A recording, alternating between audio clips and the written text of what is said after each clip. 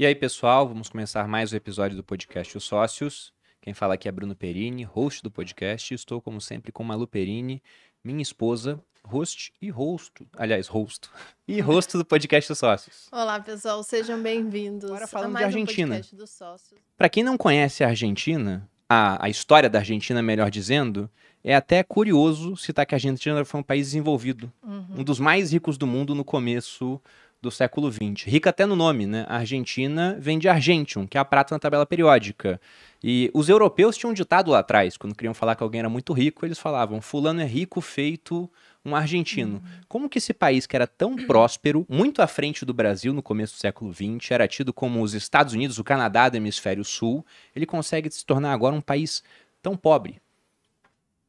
Essa é a pergunta. Essa é a pergunta.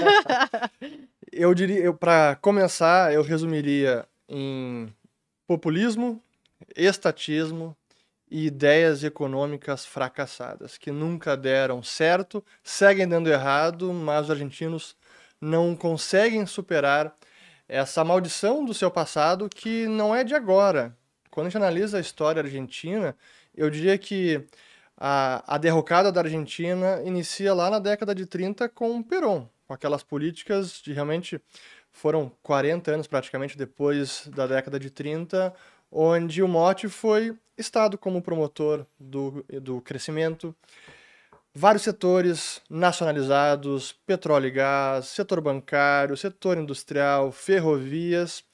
São aquelas receitas que a gente já conhece, que não dão certo. Naquela época isso não estava tão evidente, mas ali foi o início realmente da Argentina deixar de ser um país desenvolvido e começar a empobrecer, pelo menos em termos relativos. Quando a gente analisa o PIB per capita da Argentina com países como Estados Unidos, Austrália e até mesmo o Brasil, a Argentina está perdendo, está ficando ou mais pobre, comparando com a Argentina mesmo, ou até mesmo menos rica do que outros países.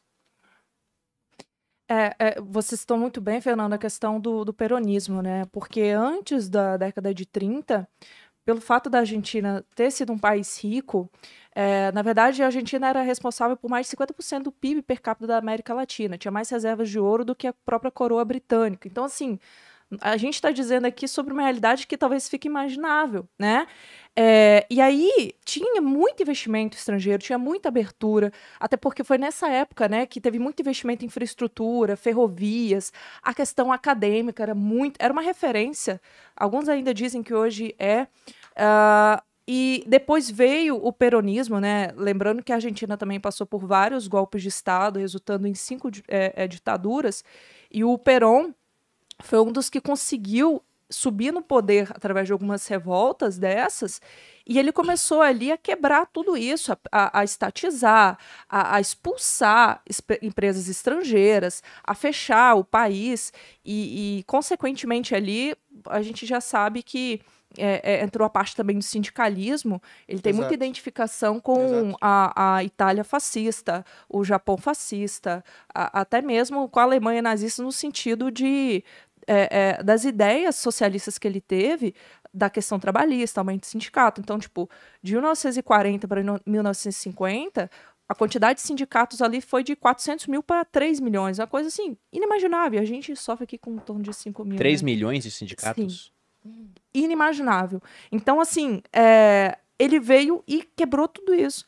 Então, tem até um gráfico, depois de que ele se elegeu, lá em 49, teve a reforma constituinte. E aí tem um gráfico, assim, que o PIB per capita, ele desaba. Então, ali foi o primeiro pontapé para destruir. Depois tem muita história ainda, né? As sementes da maldição econômica argentina e social, né? Porque esses efeitos econômicos são efeitos sociais, no fim das contas. Eu acho que tem início ali mesmo. Exato. Tem coisas muito parecidas entre Brasil e Argentina. Para quem não conhece, por exemplo, a história do Perón, dá para pensar que ele é um Vargas, né? Isso. A moda argentina, digamos Ele também assim. se inspirou na Carta de Lavoro. Na verdade, ele não conseguiu implantar como Getúlio implantou. Foi menos? Ele não conseguiu. Mas, assim, pelo investimento em gasto público dele, a questão sindical, trabalhista, ele investiu muito em direitos trabalhistas, né, legislações, ele conseguiu ali implantar algo que depois veio quicando, né, na verdade, porque toda a galera que veio depois foi repetindo muito isso.